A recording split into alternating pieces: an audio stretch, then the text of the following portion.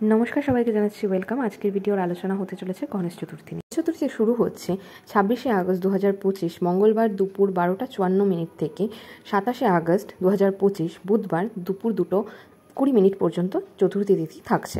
কিন্তু উদয়া তিথি পড়ছে বুধবার এবং বুধবার গণেশের পুজো করা ভীষণ শুভ বলে মনে করা হয়, তাই চতুর্থী তিথি পালন বুধবার কিন্তু সবথেকে বেশি বেটার। গণেশ পুজোয় অবশ্যই লাল জবা ফুল, দূর্বা, লাল সিঁদুর, কাঁচা হলুদ, মিষ্টি পান, হলুদ লাড্ডু, নারকোল, গুড়, হলুদ কলা এবং আতপ চালের নৈবেদ্য নিবেদন করুন।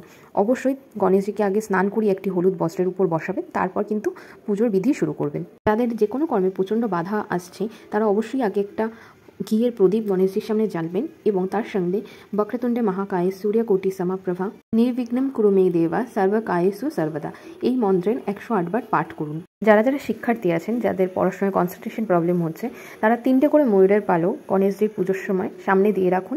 চতুর্থী তিথি ছেড়ে গেলে পালকগুলো নিয়ে আপনাদের বইয়ের মধ্যে রেখে দেবেন। এতে আপনাদের পড়াশোনায় কনসেন্ট্রেশন পাওয়ার বাড়বে।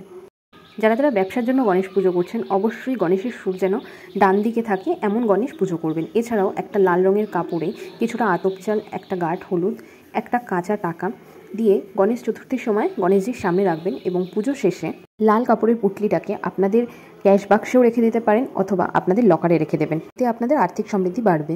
গণেশ পুজোর সবথেকে গুরুত্বপূর্ণ মন্ত্র যেটা ওম গং গণপতায় নমো নমঃ, এই মন্ত্রের 108 বার পাঠ কিন্তু আপনারা অবশ্যই এদিন করুন। সবাইকে জানাচ্ছি গণেশ চতুর্থীর অনেক শুভকামনা। সবাই ভালো থাকুন, সুস্থ থাকুন। দেখা হবে নতুন কোনো ভিডিওতে।